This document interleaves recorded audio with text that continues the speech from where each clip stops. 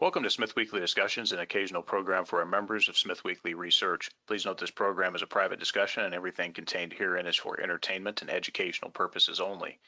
With that, we hope you're in a comfortable position, along with your favorite beverage, to enjoy the discussion. We remind our audience to examine our show notes attached to each of our shows to better understand how our program functions. Before we get into our discussion, we want to say thanks for questions coming from our audience of SmithWeekly, including Ben H. at TDG_13, Cyril O, and Todd A. Returning to the program today is Wayne Heili.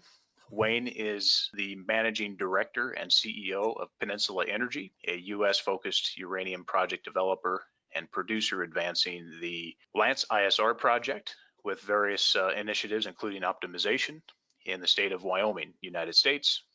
The company is listed on the Australian Securities Exchange under the symbol PEN and also on the US OTC markets under the symbol PENMF.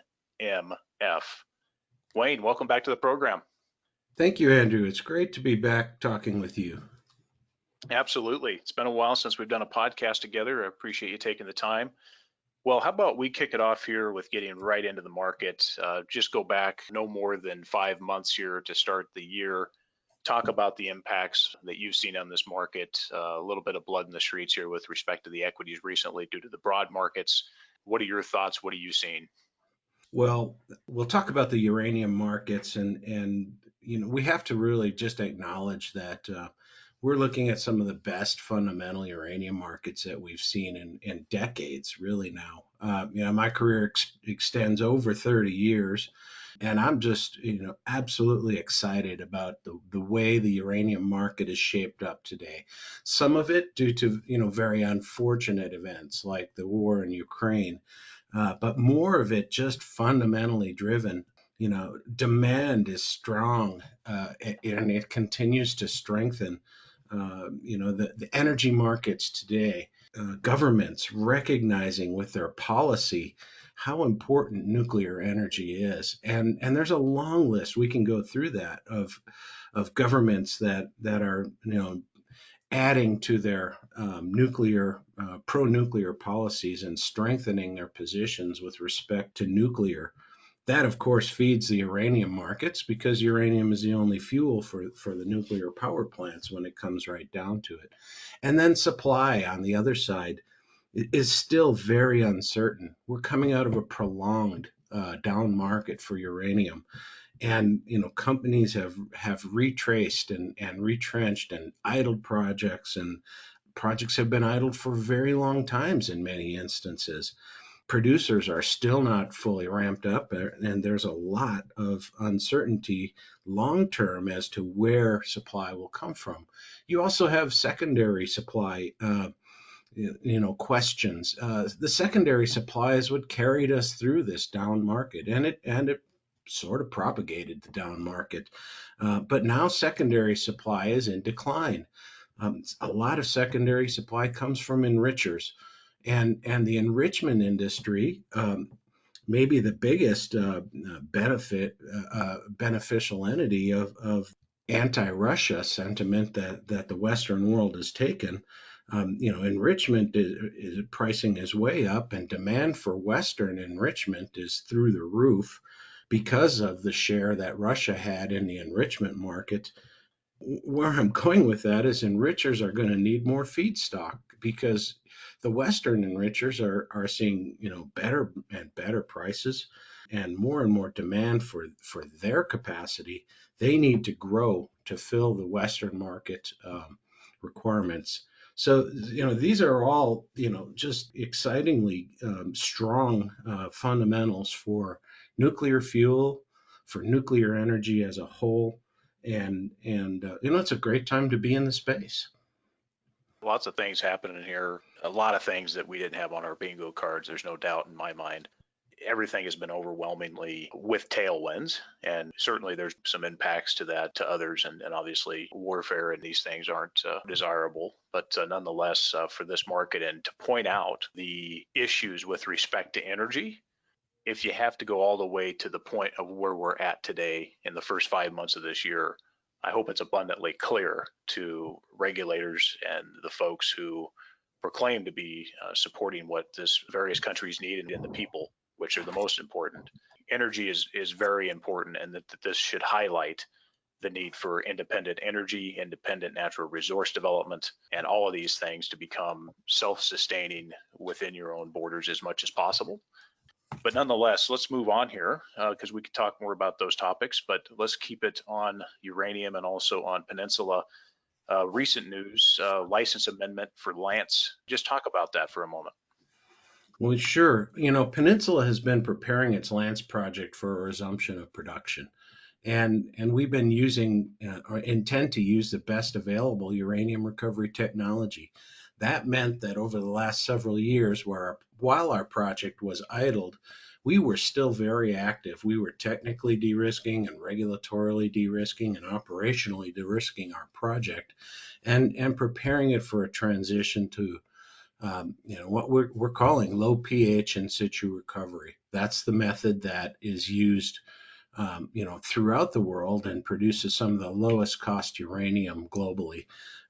Our efforts over the last several years meant that we obtained our full regulatory approvals to transition our process chemistry from alkaline to low pH.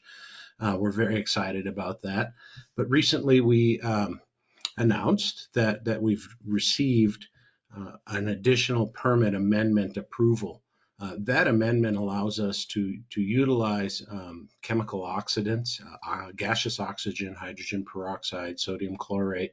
We have a group of options there on oxidants, but it allows us to use that in conjunction with the low pH chemistry. That was something that wasn't contained in our original project amendments, but as we tested and developed, we recognized that using the oxidants in our instance would certainly strengthen the uranium recovery, the overall uranium recovery, and the rate of recovery. So we can get the uranium out of the ground faster, and we can get more of it out if we utilize the oxidants.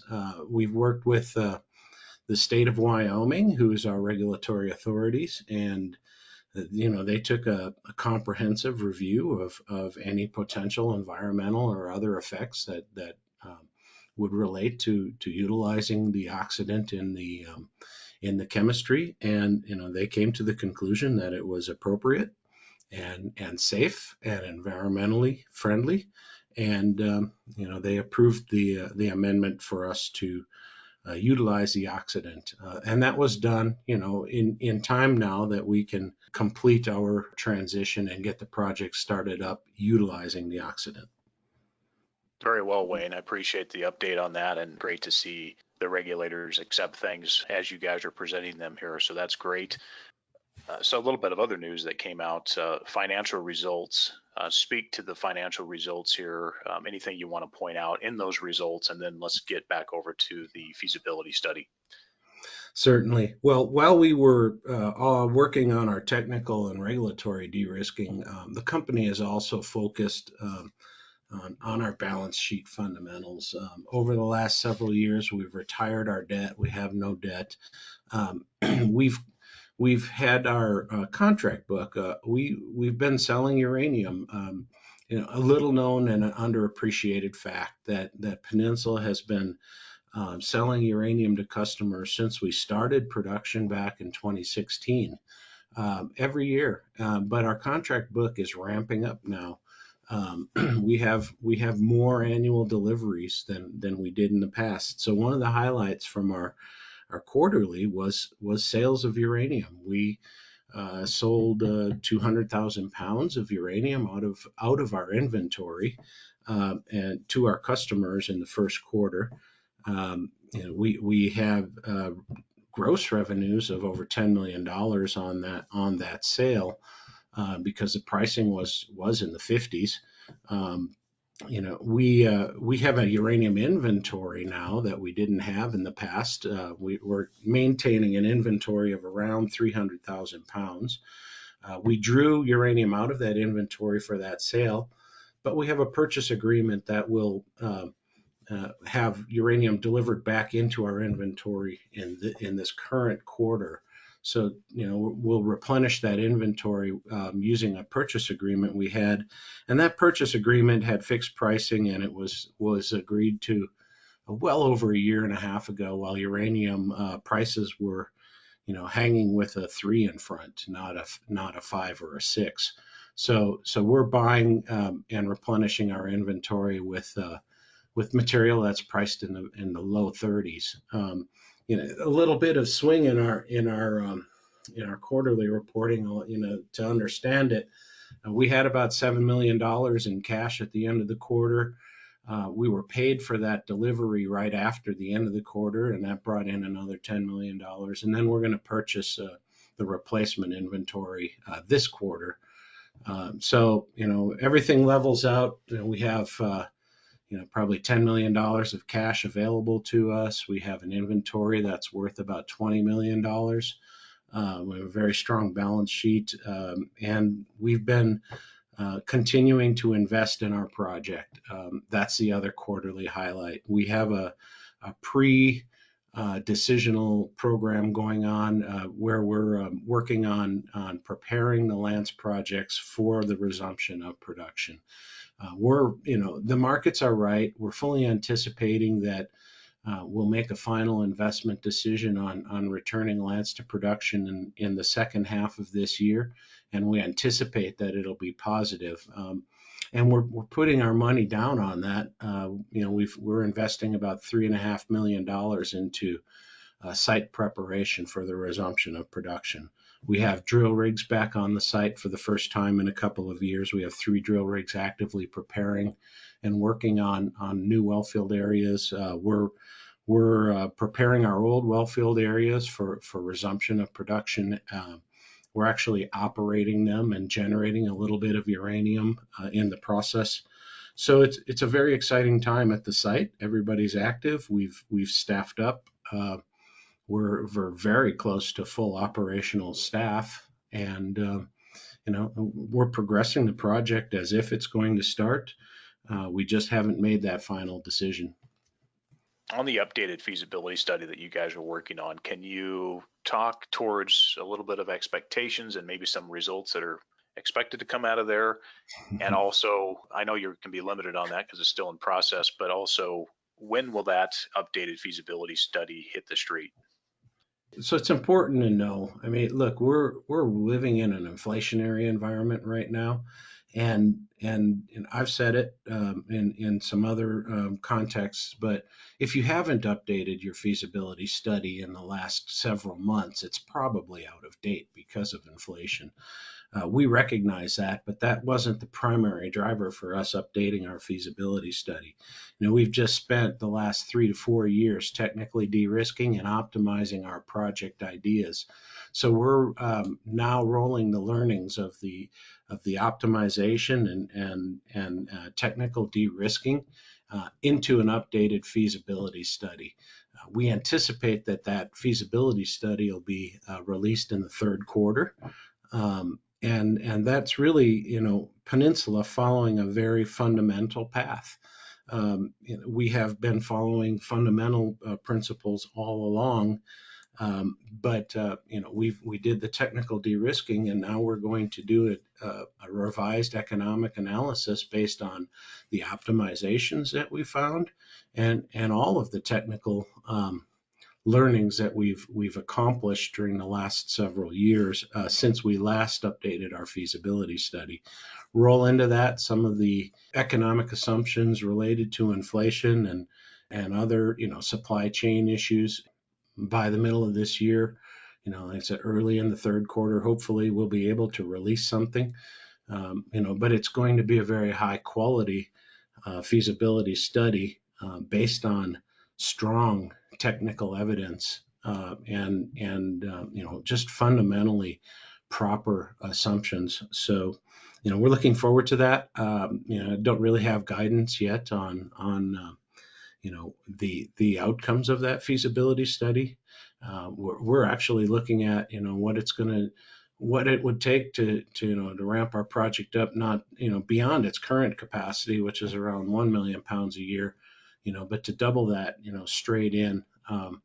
the market's strong. The demand for uranium is strengthening, and there's no reason why we shouldn't analyze and understand what the economics would be if we take our project up closer to our licensed capacity, which is 3 million pounds per year. Well, looking forward to seeing how those results come out here, Wayne, and give the audience just a update on the capital structure. You mentioned a few things there with the financial results, but talk about the shares outstanding, major shareholders if you'd like, and then also let me just couple that with what are your needs on financing for the rest of the year, or do you think you're good to go?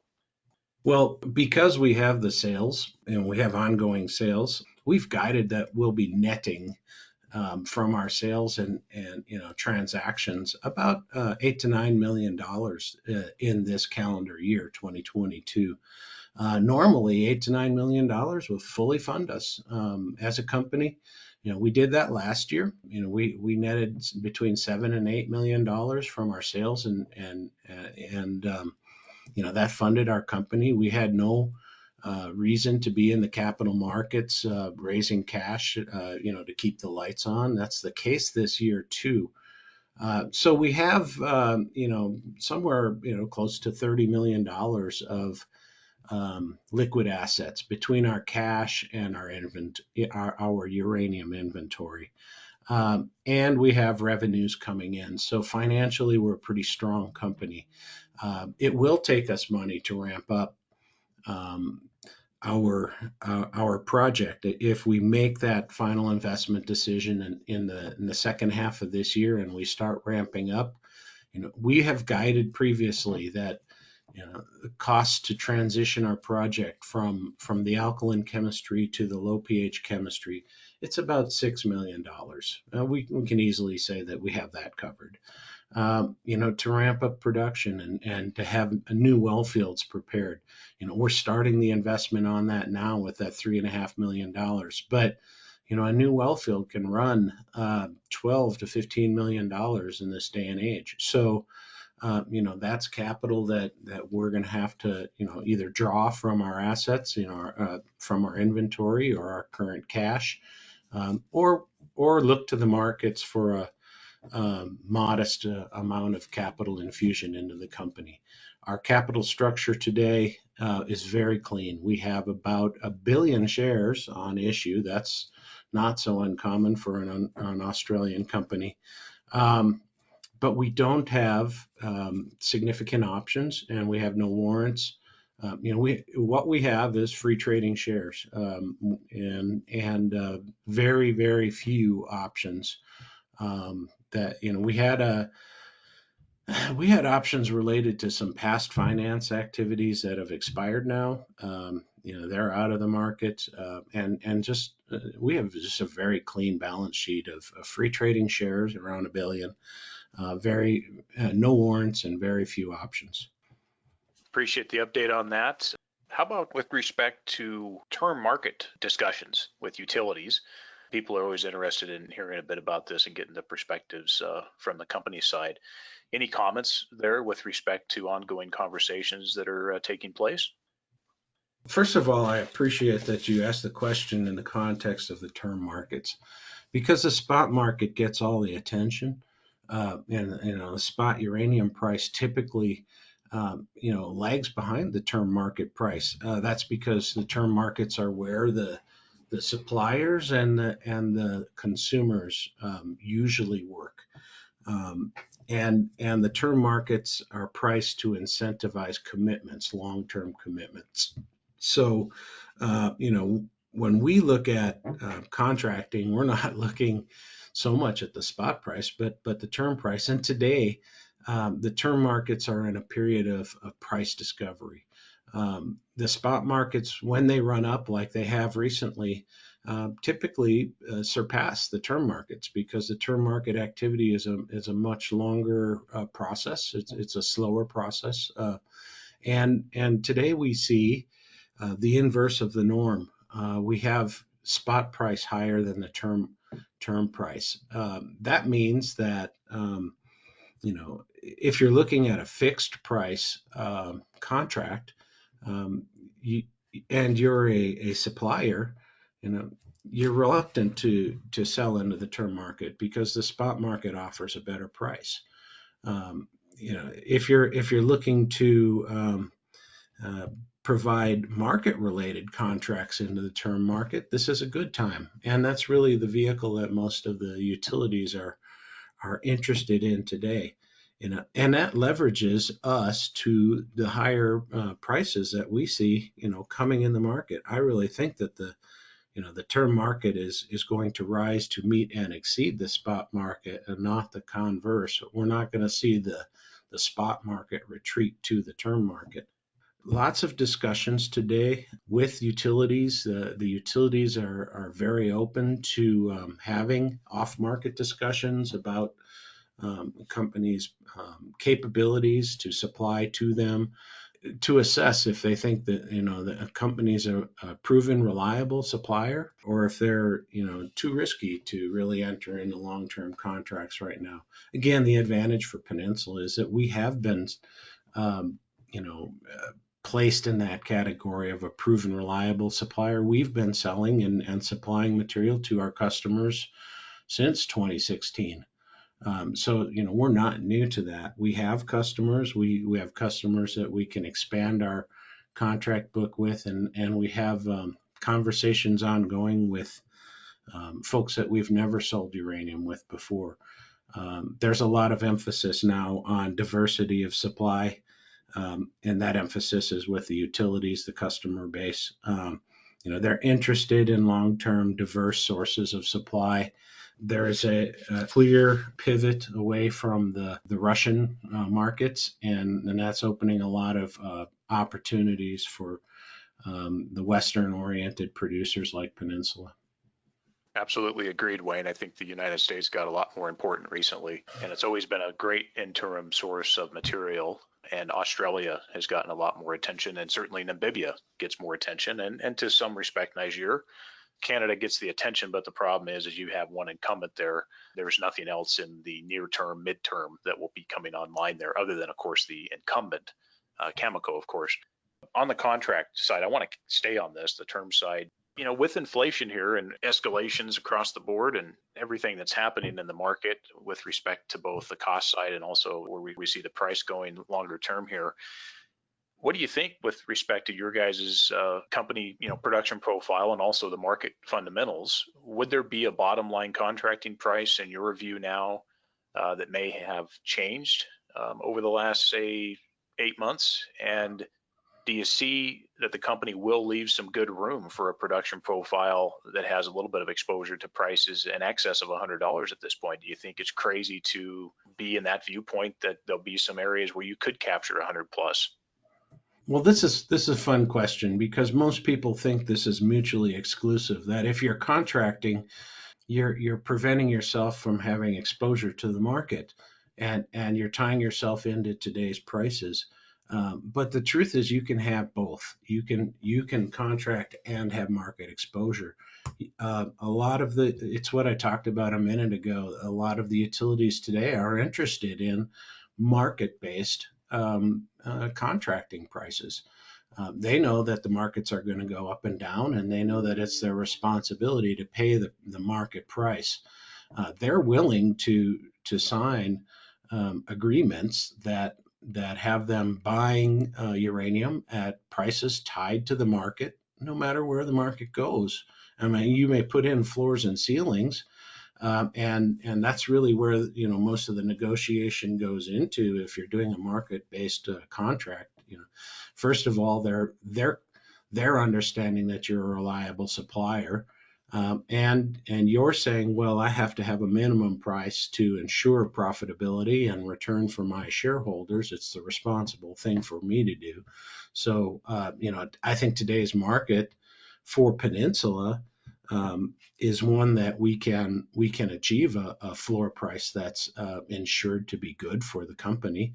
And then you talk about a ceiling price. If it runs away way out of control, the utilities like to have a little bit of a cap on what they might pay. That's part of the incentive for them to sign a contract. So you can have your cake and eat it. You can contract today and keep yourself market exposed on your pricing. we expect the price to go up. We would hate to lock in today's term price because, it probably doesn't represent the future of the uranium market. Wayne, give the audience a little bit more flavor to your expectations. Obviously you can't give up everything, and there's a lot of pieces that are going to be required when you negotiate these term contracts. But is it safe to say that generally the production profile of the company probably doesn't get pinned any less than $55 uranium? It's probably safe to say that, yes, because you know that's pretty much where the market is today, and we weren't signing contracts in the last several years when the market was lower. But again, back to fundamentals, Andrew. Why are we updating our feasibility study? So that we can have a very reliable predictor of what our production costs are going to be, and then we'll turn to um, securing the contracts that ensure profitability and make this mine viable for the long term. And how about with respect to the discussions of sanctions with the fuel cycle that are coming out from various governments around the world, and specifically to the potential of U.S. sanctions here to ramp up on the fuel cycle specifically? Do you see any issues with respect to your guys' profile? I see that this would be overwhelmingly positive, Wayne, for a company like Peninsula. Would there be a potential for you guys not to be able to work with certain utilities in the case of sanctions? Any comments on that and how you might readjust that contract book if there is such a thing in place? I doubt that that would be the case, but I wanted to Yeah. ask. Well, it's simply not the case. You're right. We've always targeted the Western oriented utilities as our customer base. Quite frankly, the Eastern markets, the Russian and Chinese markets have been very difficult for junior uranium miners to penetrate, and we aren't doing business in those markets right now. U.S. suppliers are just simply not finding China as its customer base. But really, the discussion is to pivot away from Russia, and we don't have any assets that are impacted by that pivot, other than positively. With our Lance project in the United States, and our company being Australian fundamentally, we're in a very good spot. They today it's the Western suppliers who really have to pick up and deliver for the Western demand, and we're fully prepared to do our part, to start production again and start delivering a consistent amount of supply into the Western markets. Let's just make an assumption here that the company underpins projects and lands and exploration and everything the company's doing with a 70 to 80% term contract book. Would you guys look to leave a little bit of that contract book open with respect to the demand, both the artificial demand and just the overall demand that will probably be in the spot market for small quantities, not large quantities, but for small quantities? Would you guys utilize traders, vehicles like Sprott and some of the other brokers out there to move a small quantity of that production profile into the spot market to take advantage of potential good spot prices? We're every bit as capable of selling into the spot market as a trader. I'm not putting the traders down, but we've utilized that community for supply, for filling our the gap between our production and our sales requirements in the past. Very happy about that, but making a spot transaction is a pretty simple step.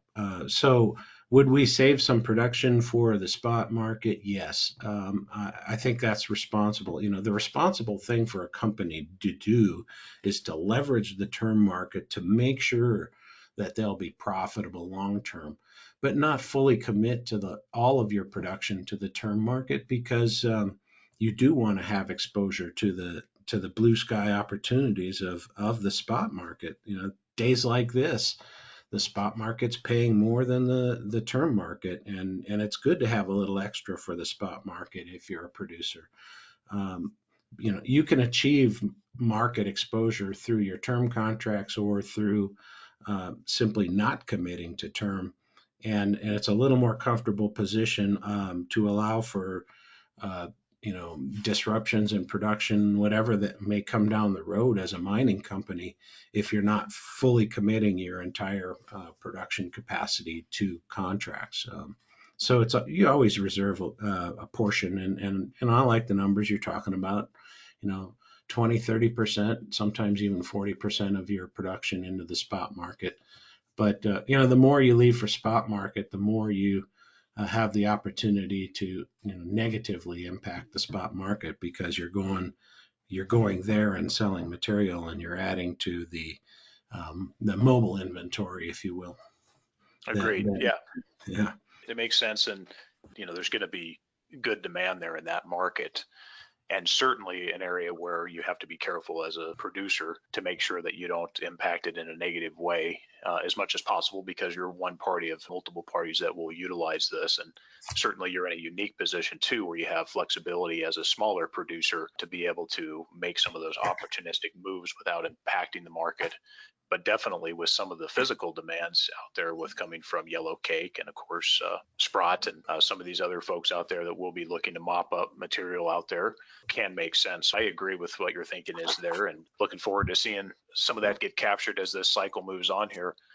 With respect to share performance, and this is subjective, but underperformance compared to some peers, Wayne, any comments on the performance of the company shares, and do you see that really changing with the startup announcement?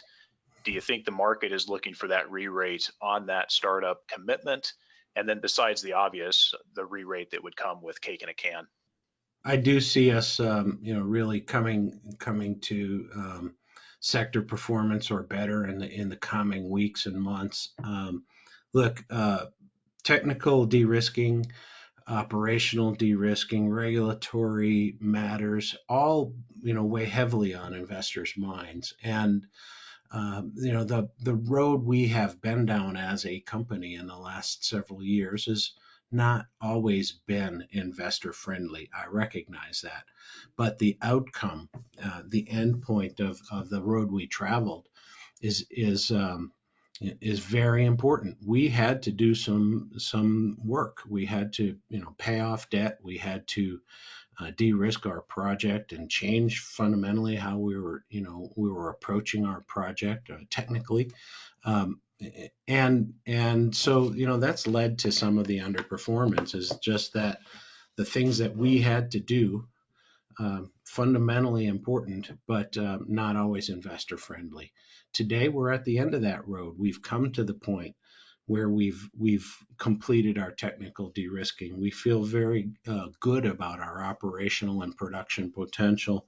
We've achieved the regulatory re-permitting work successfully.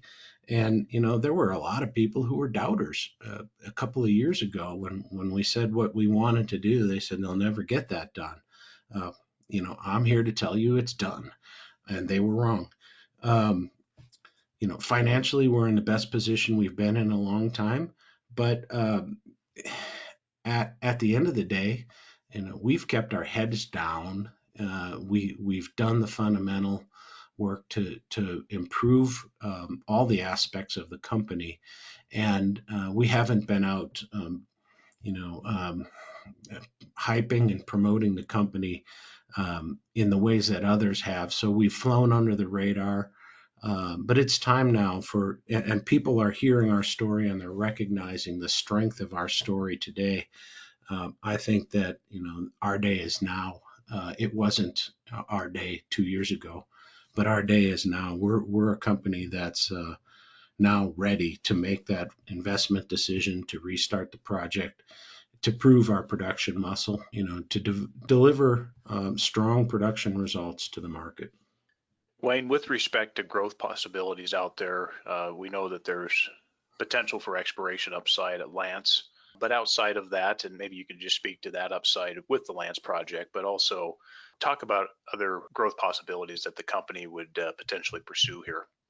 Absolutely. The context is, though, that in a down market that we're emerging from, there was no money for exploration. Nobody was investing significant dollars into uranium exploration, organically or otherwise. Today, the markets have shifted, and we recognize there's an opportunity to add to our in-ground inventory. So first, at the Lance project, while we have a very large project, and we've always been content to, have 53 million pounds of JORC compliant resources on our one and only, flagship project. We know that the exploration potential and the resource expansion potential at the Lance project itself is absolutely significant.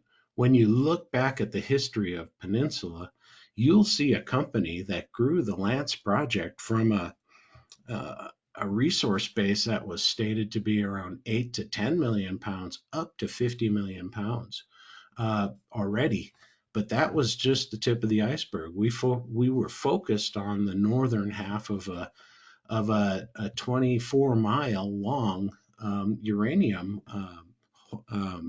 mineral interests holding. The Lance project is very sizable. The southern half of our project is entirely inferred resources now. And when you look at the history of the project, every time that the company invested in upgrading inferred resources, the investment resulted in an expansion of resources, not just a conversion of inferred to measured and indicated. So we have a tremendous opportunity to add to our in-ground inventory at the Lance project, and we're assessing how we might invest into doing that in the near term. We also are looking at in-house organic ideas of projects that we can put together. Again, a very experienced and veteran uranium production team, folks that have been in the industry since the late 1970s, early 1980s, and know all of the stones to turn. And we're aware of projects that we could add to our portfolio. It's probably time for Peninsula to look at expanding our pipeline. It's good to have a solid flagship property, but it's also important to look at your pipeline and projects and where's the next growth stage for the company going to come from. We're at that point now. The uranium markets are supportive of that. We're putting in the time and effort to look at how we can add to the project pipeline of Peninsula. Very well. Well, looking forward to seeing how that goes, Wayne, and appreciate your comments there.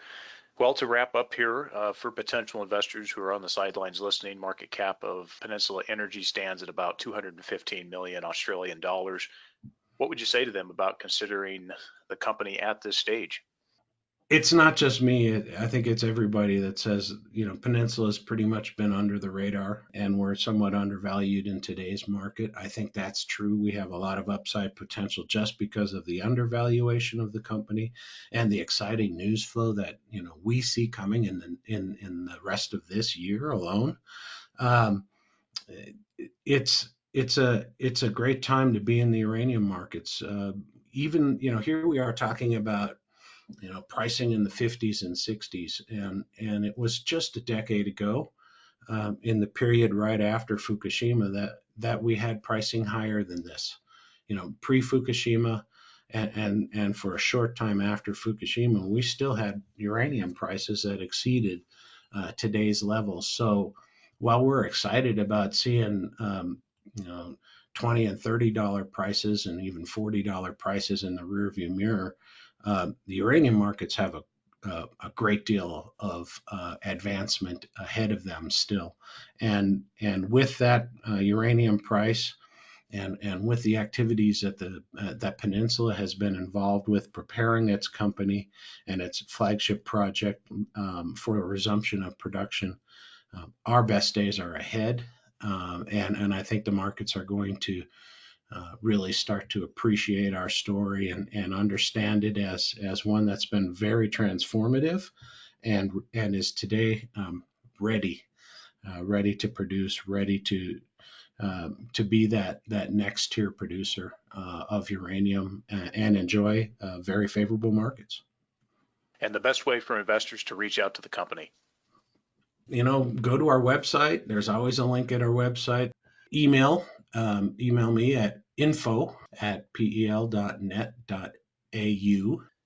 So that's a very simple way to reach out with questions, and I'm very responsive to the folks who utilize that opportunity, by email, because a lot of our shareholders are in Australia and I'm in North America. Um, you know, email is a great way to reach out to me initially, because it gives me a chance to receive those emails and respond during my daytime. You won't get an immediate response if you're in Australia or that side of the world, but if you're in North America, you might, or South America, or wherever. So, we're really easy to find on the internet. Uh, and I'm always happy to respond to shareholder questions and investor questions. Well, Wayne, both us Australian connection folks and also North America connection folks, we seem to work 24/7 these days, but appreciate the info. And it's always a pleasure to chat, Wayne. I really do appreciate it. Keep up the work at Peninsula and good luck. Thank you, Andrew. It's been a pleasure to speak with you today.